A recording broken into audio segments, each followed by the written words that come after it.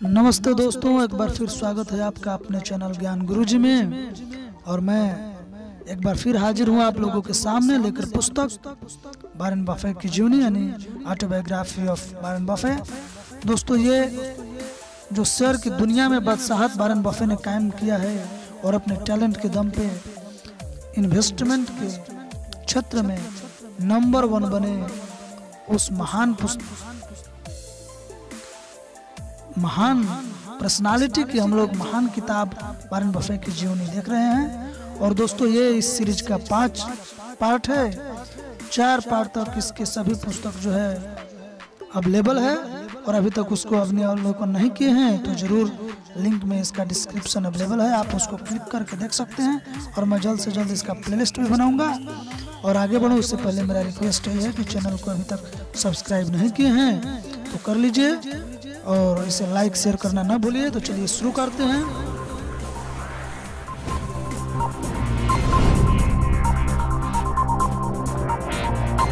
संगति में रहने के बावजूद वॉरेन के भीतर समाज में घुलने मिलने की खूबी की कमी नजर आ रही थी। समय गुजरने के साथ साथ वो अपने व्यक्तित्व के इस पहलू को लेकर चिंतित होते जा रहे थे। उन्होंने डेल कार्नेगी की शैली में बोलने की कला संबंधी पाठ्यक्रम का एक विज्ञापन देखा।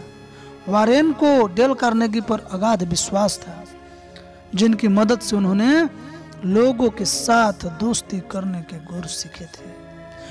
वे न्यूयॉर्क में कार्नेगी पाठ्यक्रम में दाखिला लेने के लिए $100 का चेक जेब में लेकर पहुंच गए। मैं डेल कार्नेगी की शरण में इसलिए गया क्योंकि मैं जानता था कि सामाजिक रूप से घुलने मिलने में मुझे परेशानी होती थी। मैंने जाकर चेक दे दिया, मगर फिर मैंने भुगतान बंद कर दिया क्योंकि मेरा विचार बदल गया था। सर्दियों में वॉरेन सुजान थॉम्सन को खत लिखते रहते थे, मगर ऐसा करने से भी उनके सामाजिक पहलू में कोई सुधार नहीं हो रहा था। वह खत लिखने के लिए प्रेरित नहीं कर रही थी, न ही उसने खत लिखने से साफ शब्दों में मना किया था।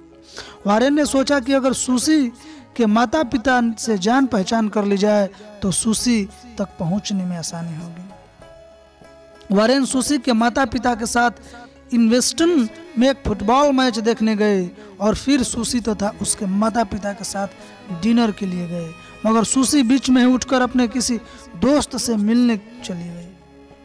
छुट्टी बिताने के बाद वॉरेन न्यूयॉर्क लौट आए। उन्हें थोड़ी तकलीफ जरूर हुई थी, मगर उन्होंने उम्मीद नहीं छोड़ी थी। इस बीच वनीता से उसकी मुलाकात होती रही थी, और मैं जिन लोगों से मिला हूँ उनमें वनीता अत्यधिक कल्पनाशील मस्तिष्क वाली लड़की थी।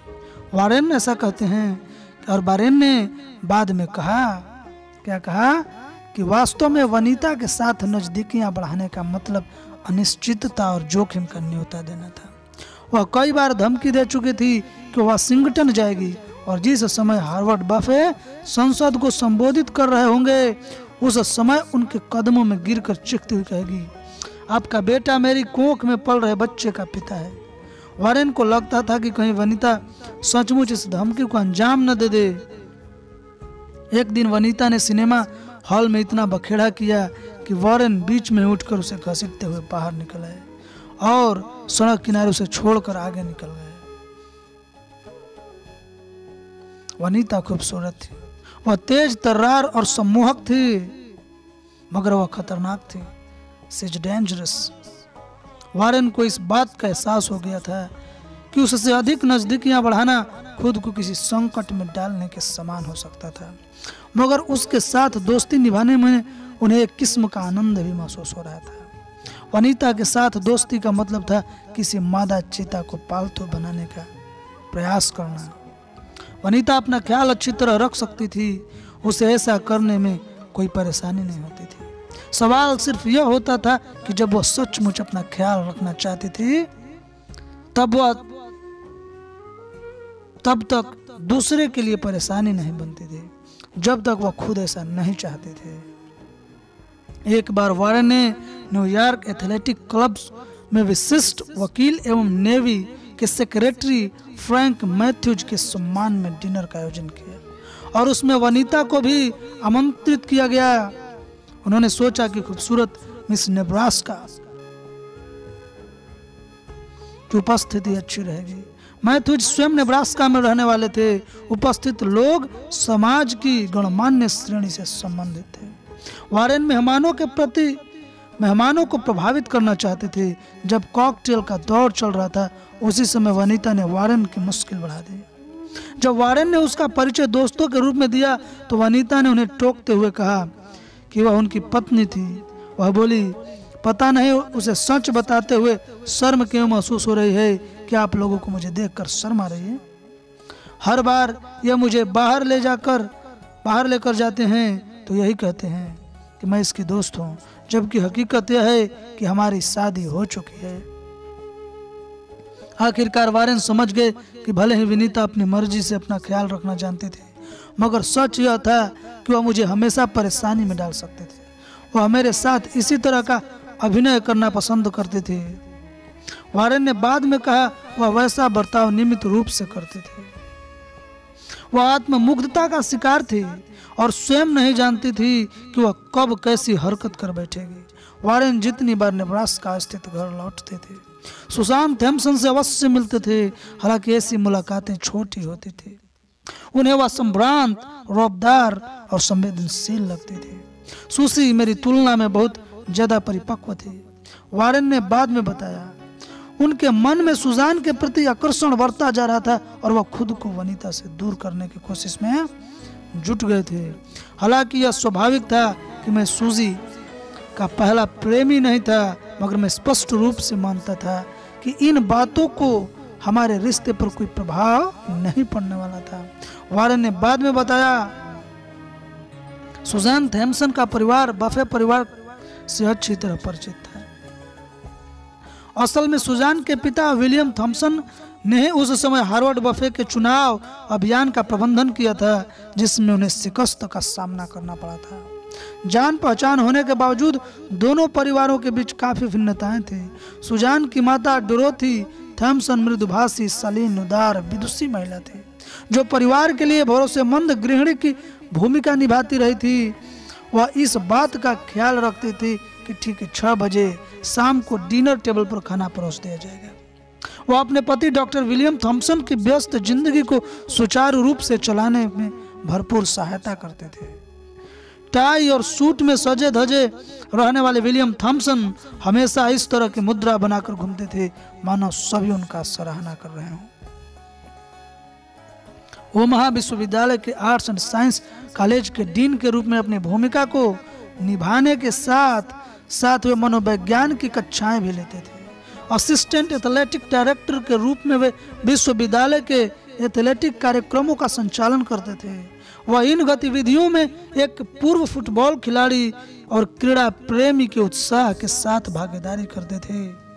वारेन ने बाद में कहा, उनकी भूमिका ने उन्हें इतना मशहूर बना दिया था कि शहर का हर पुलिस वाला उन्हें पहचानता था। यह बात उनके लिए फायदेमंद थी क्योंकि वे गाड़ी चलाते वक्त काफी लापरवाही का परिचय देते थे। उन्होंने विद्यार्थियों के लिए IQ टेस्ट और साइकोलॉजी टेस्ट भी डिजाइन किए थे। वे शहर के स्कूली बच्चों का इम्तिहान लेने में विशेष दिलचस्पी लेते थे। उन्हें इस तरह की व्यस्तता से दूर रहकर अवकाश का एक दिन भी घर में रहकर गुजारना पसंद नहीं था।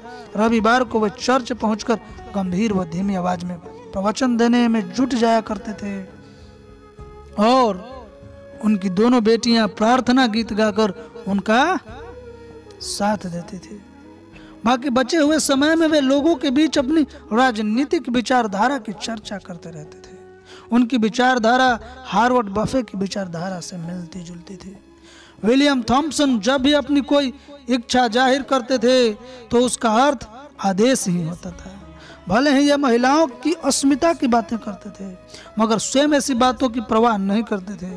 वे मानव मन की गहराइयों का अध्ययन करते थे, मगर दूसरों के मन की भावनाओं को ठीक से समझ नहीं पाते थे। वे जिन्हें चाहते थे उन्हें अपने इर्द गिर्द देखना चाहते थे। कोई उनकी नजरों से दूर चला जाता था तो उन्हें परेशानी का सामना करना पड़ता था। उन्हें लगता था उनके प्रियजन पर कभी कोई अनजानी मुसीबत आ सकती थी। जो उनकी बातों पर ठीक से अमल करता था उसे वे बहुत चाहते थे। थॉमसन की बड़ी बेटी थी, क्या नाम था उसका? उसका नाम तो पता नहीं दोस्तों, लेकिन वो डॉटी स्वभाव की लड़की थी। उनकी आज्ञा का पालन करने वाली नहीं थी। परिवार के लोगों का कहना है कि डॉटी के जीवन के शुरुआती वर्षों में जब पिता उससे काफी नाराज हो गए थे तो उन्होंने उसे एक अलमारी के भीतर बंद करके रखना शुरू कर दिया था। डॉटी के जन्म के 7 साल बाद उनकी दूसरी बेटी सुजान का जन्म हुआ। माता डिरोथी अपने बड़ी बेटी डॉटी के प्रति पिता के बर्ताव से सहमी हुई थी, इसलिए उसने अपने पति से कहा, बड़ी बेटी आपकी है, छोटी का पालन पोषण मैं अपने तरीके से करूंगी। सूसी पैदाइश के समय से ही बीमार रहने लगी थी। वह एलर्जी और कान के संक्रमण से परेशान रहती थी। शुरुआती 18 महीनों में 1 दर्जन बार उसके कानों की सफाई करनी पड़ी थी। उससे अक्सर बुखार आया करता था। किंडरगार्टन के दूसरे ग्रेड में पढ़ते समय उसे 4 से 5 महीने तक बीमार रहने के कारण घर में बंद रहना पड़ा। बाद में उसने बताया कि वह खिड़की से अपनी सहेलियों को खेलती हुई देखती रहती थी और अपनी बेबसी पर उसे झुंझलाहट महसूस होती थी। अक्सर बीमार रहने के कारण माता पिता उसका विशेष ध्यान रखते थे। वारेन ने कहा था सूसी से कोई गलती नहीं हो सकती थी, जबकि डॉटी के प्रत्येक कार्य में गलती ढूंढी जाती थी। सभी उसके साथ ठीक से पेश नहीं आते थे। जब सूसी की तबीयत ठीक रहने लगी और उसे कमरे में बंद रहने की जरूरत नहीं रह गई, तब भी उसने बाहर निकलकर खेल कूद में हिस्सा लेने में कोई दिलचस्पी नहीं दिखाई। उसकी तुलना में वह नए नए दोस्त बनाने में विशेष दिलचस्पी लेने लगी, क्योंकि बीमारी की स्थिति में उसे पूरी दुनिया से कटकर रहने के लिए मजबूर होना पड़ता था। जब आपको दर्द महसूस होता है, सूसी ने बाद में याद करते हुए कहा, इसे छुटकारा पाना मुक्ति का अद्भुत एहसास हो सकता है। यह कमाल का एहसास होता है। दर्द से आजाद होना दिल को काफी सुकून पहुंचाता है। मैं कम उम्र में ही यह बात समझ गई थी। जब आप इस हकीकत को समझ जाते हैं तो जीवन के बारे में आपका नजरिया सादगी पूर्ण बन जाता है और तब आप लोगों से मेल जोल बढ़ाते हुए सोचते हैं कि सचमुच लोग कितने अच्छे होते हैं। सूसी बड़ी हो रही थी, उसकी गोल टुड्डी आकर्षक थी, वहीं उसकी बाल सुलभ आवाज बरबसीन लोगों को अपना ध्यान उसकी तरफ खींचने को मजबूर करती थी। किशोरावस्था में उसने ओमाहा के सेंट्रल हॉल स्कूल में दाखिला लिया था। इस स्कूल में विभिन्न समुदायों के विद्यार्थी एक साथ पढ़ते थे, जो 40 के दशक में अनूठी बात थी। भले ही वह संभ्रांत विद्यार्थियों के समूह में रहती थी, मगर उसके साथ पढ़ने वाले सारे विद्यार्थी उससे लोकप्रिय और सादगी पसंद छात्रा के रूप में याद करते थे। वह जिस तरह गर्मजोशी का प्रदर्शन करती थी और जिस मासूमियत के साथ अपने दिल की बात को बताया करती थी, उससे लोग आसानी से प्रभावित हो जाते थे। शिक्षा में डूबे रहने की जगह वह वक्तृता एवं परफॉर्मिंग आर्ट्स में निवेश के विशेष रुचि रखती थी। वह वाद विवाद प्रतियोगिता में दृढ़ता और निष्ठा के साथ अपना पक्ष प्रस्तुत करती थी, जहां लोग अक्सर देखते थे कि वह अपने पिता की विचारधारा से भिन्न विचारधारा का समर्थन करती थी। वह स्कूल के नाटकों में दमदार अभिनय करती थी और संगीत कार्यक्रमों में दिलकश आवाज में गाती थी। उसकी कई संगीतमय प्रस्तुतियां श्रोताओं के लिए यादगार साबित हुई थी। उसके व्यक्तित्व के आकर्षण ने स्कूल के सभी लोगों को प्रभावित किया था और उसके सहपाठियों ने उसे सीनियर क्लास प्रेसिडेंट चुना था।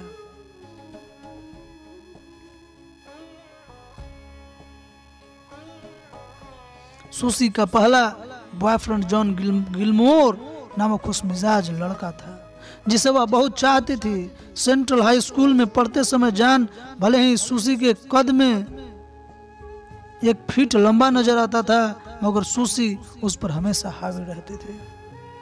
उन्हीं वर्षों में सुजी ने एक और बुद्धिमान लड़के के साथ दोस्ती कर ली थी, जिससे उसकी मुलाकात एक वाद विवाद प्रतियोगिता में हुई थी। काउंसिल स्लफ आयोवा के थॉमस जेफरसन हाई स्कूल में पढ़ने वाला उस लड़के का नाम मिल्टन ब्रायन था। उसकी मुस्कुराहट बड़ी प्यारी थी। वह लंबे कद का, गहरे रंग के बालों वाला खुशमिजाज लड़का था। दोनों अक्सर मिलते रहते थे। सूजी ने नजदीकी दोस्तों को मिल्टन के साथ उसकी दोस्ती की जानकारी थी। दूसरी तरफ गिलमोर के साथ भी सूजी की दोस्ती कायम थी और वह उसके साथ पार्टियां व स्कूल के कार्यक्रमों में भागीदारी करती थी। सूजी के पिता को मिल्टन ब्राउन पसंद नहीं था, जो एक निरक्षर रूसी यहूदी अप्रवासी श्रमिक का पुत्र था, जो श्रमिक यूनियन पैसिफिक रेल मार्ग पर काम करता था। सूजी उसे लेकर 3-4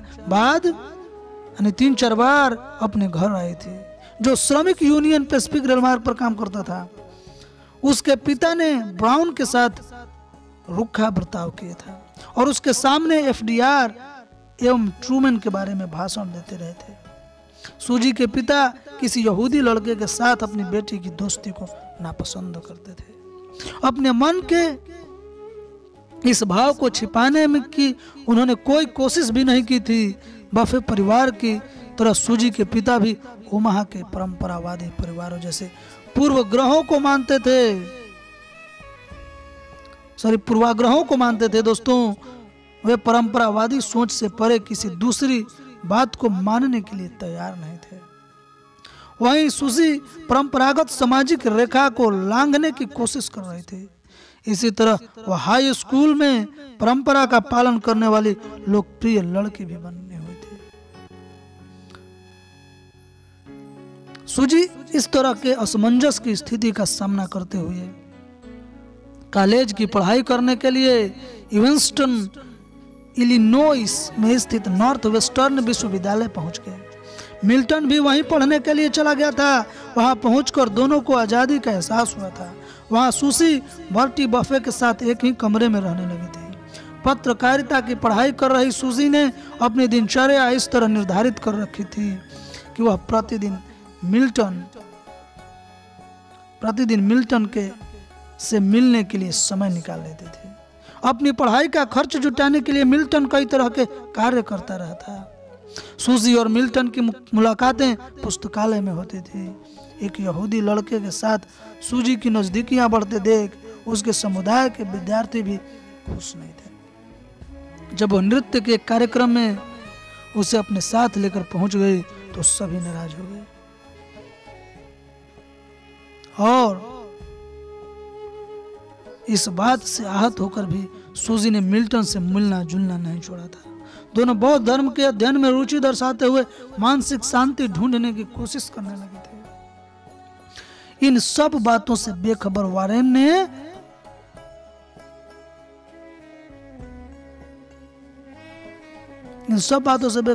ने इसी दौरान इवेंस्टन पहुंचकर फुटबॉल मैच देखा था और सर्दी की छुट्टियों में ओमाहा में इन सब बातों से बेखबर वारेन ने उसी दौरान इवेंस्टन पहुंचकर फुटबॉल मैच देखा और सर्दी की छुट्टियों में ओमाहा में सुसी से मिलने गए थे। तब तक वह सुसी के सामने पड़े निवेदन करने का निर्णय गंभीरता पूर्वक ले चुके थे। सुसी में वैसी सारी खूबियां थी जैसी खूबियां वारेन किसी नारी में देखना चाहते थे, लेकिन वह जिस पर अपना प्यार लुटाना चाहती थी वह मिल्टन ब्राउन था। सन 1951 में मिल्टन क्लास प्रेसिडेंट चुना गया था और बर्टी बफे वाइस प्रेसिडेंट चुनी गई। सूजी घर से आने वाले खातों को पढ़ते हुए हर बार रोती थी। सही घर से आते हुए खतों को दोस्तों, और यहाँ पर रुक ही गया हूँ तो आप लोगों से रिक्वेस्ट कर देता हूँ कि अभी तक आपने इस चैनल को सब्सक्राइब नहीं किए हैं तो जरूर कीजिए, अपने एक एक ग्रुप में इसे जरूर शेयर कीजिए ताकि मेरा सपोर्ट हो। और वीडियो को पसंद आया है, इतना दूर अगर पहुंच गए हैं तो जरूर आप लोगों को मेरा कंटेंट पसंद आ रहा होगा। तो अगर ये कंटेंट आप लोगों को पसंद आया है तो इसे लाइक भी कीजिए और शेयर जरूर करिएगा, इससे मेरा सपोर्ट होगा। तो चलिए देखते हैं कि जिसमें मिल्टन के साथ रिश्ता तोड़ने की नसीहत लिखी रहती थी। बर्टी इस तरह सुसी को जज्बाती होकर आंसू बहाते हुए देखती रहती थी, मगर सुसी कभी खुलकर अपने दिल का हाल उसे नहीं बताती थी। ऐसा लगता था मानो वो अपने भीतर मची हुई उथल पुथल से दूसरों को दूर ही रखना चाहती हो। एक दिन जब सत्र समाप्त ही होने वाला था, उसी दिन सुसी के पिता ने फोन कर उसे घर लौट आने की आदेश दिया।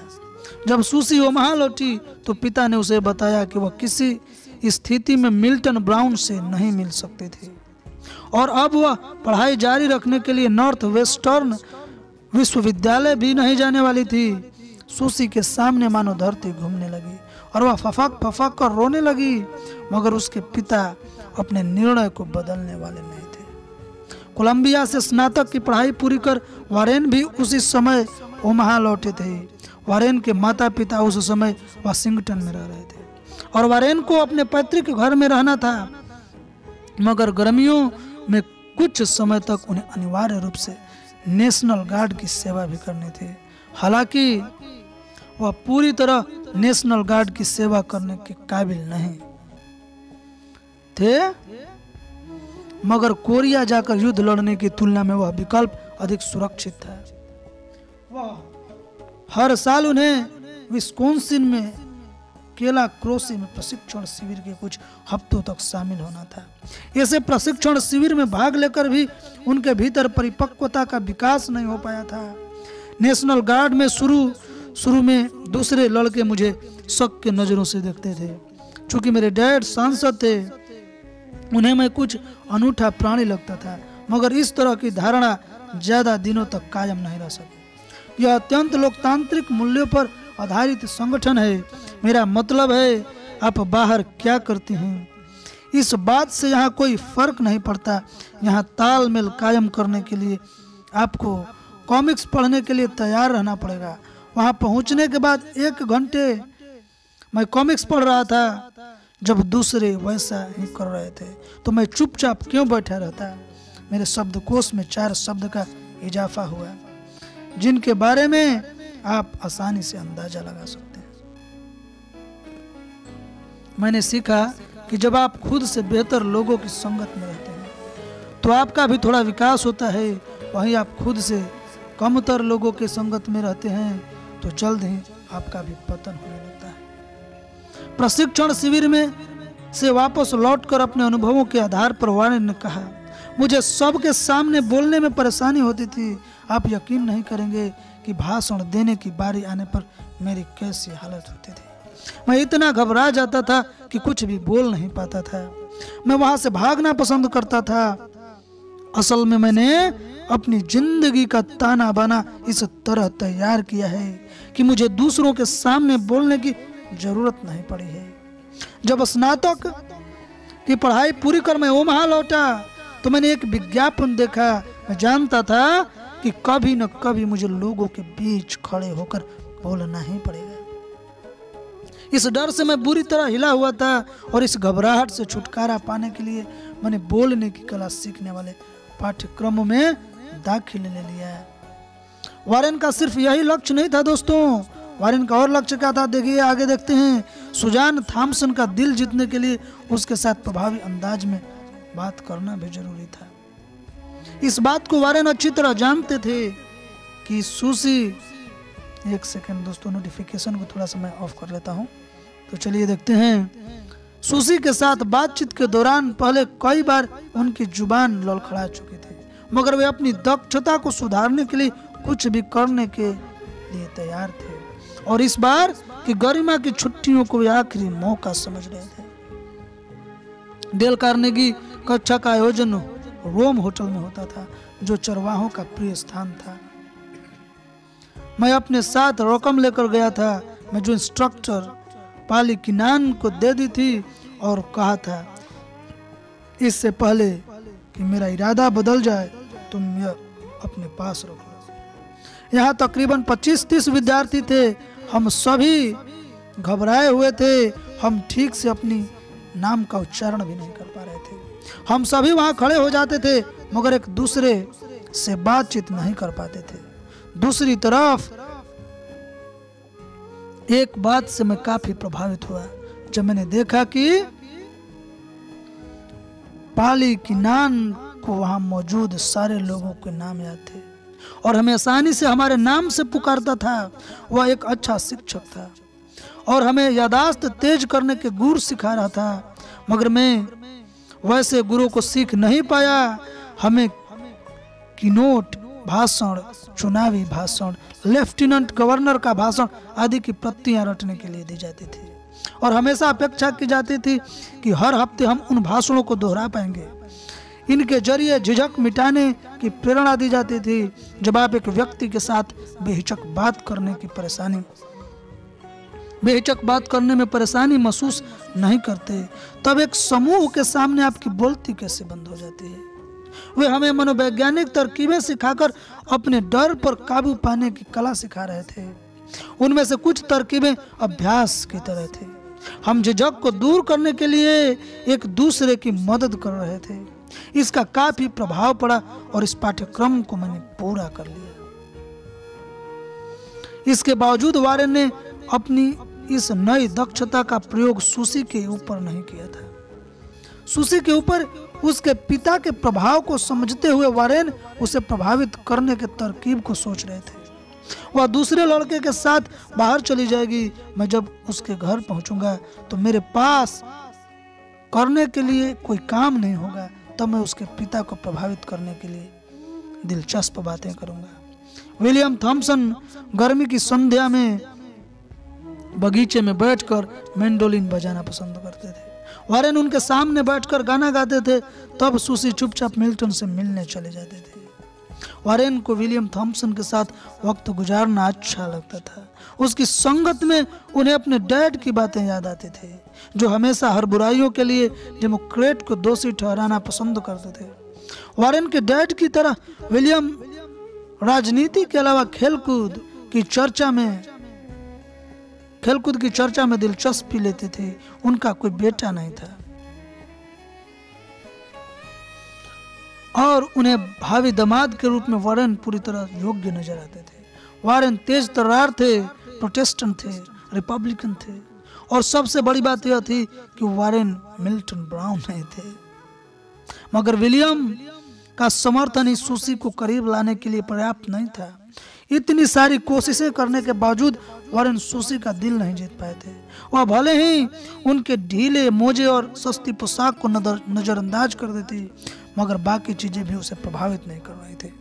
वह एक सांसद के पुत्र थे जिसे समाज में खास दर्जा दिया जाता था।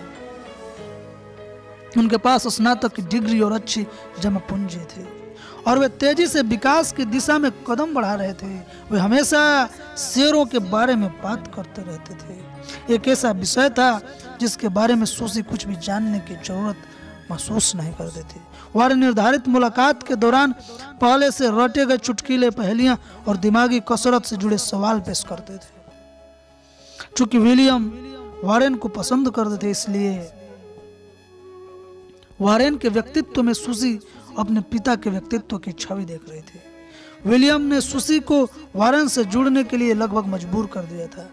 यह एक बनाम दो की स्पर्धा थी। वारेन ने बाद में बताया मिल्टन को सुसी की जरूरत थी, मगर यहूदी होने के नाते उसे अन्याय का सामना करना पड़ रहा था।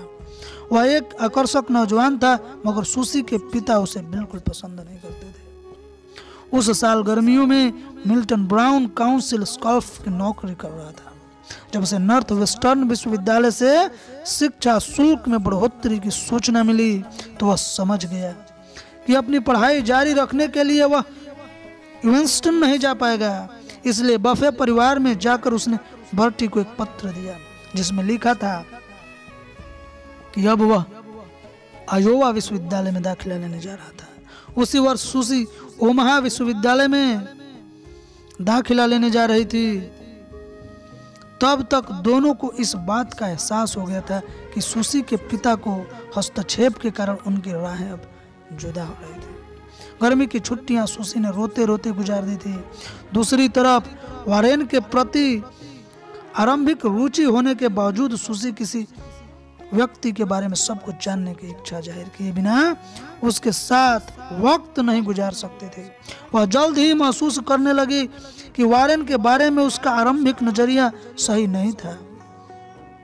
उसने जैसा सोचा था वारेन उस तरह अमीरी की गोद में पले बढ़े आत्मविश्वास से भरपूर युवक नहीं थे। मैं बिखरा हुआ था। वारेन ने बाद में बताया, उन्हें सहारे की जरूरत थी। मुझे अजीब महसूस हो रहा था। मैं सामाजिक रूप से घुल मिल नहीं पाता था। उसके अलावा जीवन में अभी तक मैंने रफ्तार का अनुभव नहीं किया था। सूजी की सहेलियां भी ऊपर से आत्मविश्वास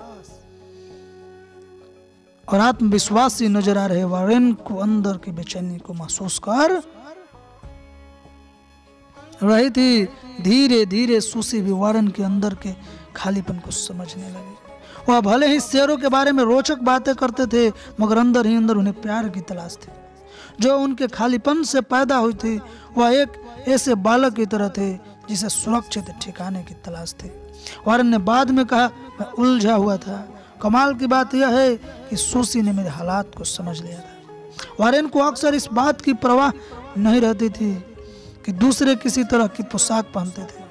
महिलाओं की वेशभूषा की तरफ भी उनका ध्यान आकर्षित नहीं होता था, लेकिन अब भी सूसी के प्यार में इस कदर डूब चुके थे कि उसकी पोशाक की तरह गौर से देखने लगे थे। उन्हें नीली पोशाक पहनकर सूसी के साथ जाना याद आता था। इसी तरह जब उसने श्वेत श्याम रंग की पोशाक पहनी थी तो उन्होंने यूज पेपर ड्रेस कहकर पुकारा था। पियोनी पार्क पवेलियन के डांस फ्लोर पर दोनों चहलकदमियां कर रहे थे। वारेन ने अभी तक नृत्य की शिक्षा नहीं ली थी और वे किसी तरह ताल से ताल मिलाने की कोशिश कर रहे थे। वे एक बालक की तरह डांस फ्लोर पर शर्मा रहे थे। बाद में उन्होंने कहा, वह मुझसे भी करने के लिए कहते, मैं वही करने के लिए तैयार था। मैं अपनी पीठ के इर्द गिर्द उसकी गर्म बाहों का स्पर्श महसूस करता था। श्रमिक दिवस के अवसर पर वारेन उससे मेले घुमाने के लिए ले गए थे। दोनों वहां प्रेमी जोड़ों की तरह ही पहुंचे थे। सुसी ने पत्रकारिता का अध्ययन करने के लिए विश्वविद्यालय में दाखिला लिया। वह वाद विवाद टीम में भी शामिल हुई। उसके अलावा वह एक मनोवैज्ञानिक संस्था की सदस्य बन गई। अक्टूबर 1951 में वारेन ने अपनी आंटी डोरोथी स्टाल को खत लिखा। लड़की के मामले में अच्छा समय चल रहा है। एक स्थानीय लड़की के साथ मैं काफी नजदीकियां बढ़ा चुका हूँ। अंकल फ्रेड और आपकी तरफ से हरी झंडी मिलने पर मैं आगे कदम बढ़ाने के लिए तैयार हूँ। इस लड़की में सिर्फ एक कमी है कि वह शेरों के बारे में कुछ नहीं जानती, नहीं तो इसका कोई जवाब नहीं है। वारेन आगे बढ़ते जा रहे थे। उन्होंने पूरी तैयारी की थी। विवाह प्रस्ताव देने की जगह वह धीरे धीरे अंतरंगता बढ़ाने की कोशिश कर रहे थे। दूसरी तरफ सुसी समझ गई थी कि उसे पसंद किया जा चुका था, हालांकि वह निश्चित नहीं थी कि यह कैसे हुआ था। उत्साह से भरपूर वारेन फिर डेल कार्नेगी के पाठ्यक्रम में भाग लेने गए। उसी सप्ताह मुझे इनाम में पेंसिल मिले थे। वह लोग कोई कठिन कार्य पूरा करने पर पेंसिल इनाम में देते थे। जिस सप्ताह मुझे पेंसिल मिली उसी सप्ताह मैंने सुसी के सामने विवाह का प्रस्ताव रखा था।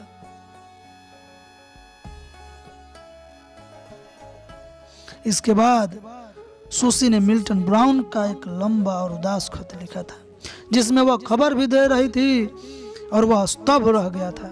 वह जानता था कि सुसी बीच बीच में वारेन से मिलती थी, मगर दोनों की दोस्ती को उसने कभी गंभीरता से नहीं लिया था। वारेन सुसी के पिता से आशीर्वाद लेने के लिए गए। उन्हें यकीन था कि सुसी के पिता आसानी से आशीर्वाद दे देंगे, लेकिन विलियम थॉम्सन ने मुद्दे की बात करने से पहले काफी समय लिया। उन्होंने देश की राजनीतिक स्थिति की चर्चा शुरू कर दी और सरकारी नीतियों को कोसने लगे। उन्होंने देश के हालात की निराशाजनक तस्वीर पेश करते हुए आशंका जाहिर की कि स्टॉक मार्केट में वारेन के काम करने की योजना नाकाम साबित हो सकती थी। वैसी हालात में अगर उनकी बेटी को अभाव का सामना करना पड़ा तो वह वारेन को जिम्मेदार नहीं ठहराएंगे। चूंकि वारेन एक तेज तर्रार नौजवान है, वह हर परिस्थिति का सामना साहस के साथ कर पाएगा। अगर सुसी के बुरे दिन देखने भी पड़े तो उसके लिए वारेन दोषी नहीं माना जाएगा। उनके पिता और सुसी के पिता के मुंह से वारेन इस तरह की बातें अक्सर सुनते रहते थे, इसलिए उन्हें कोई परेशानी नहीं हो रही थी।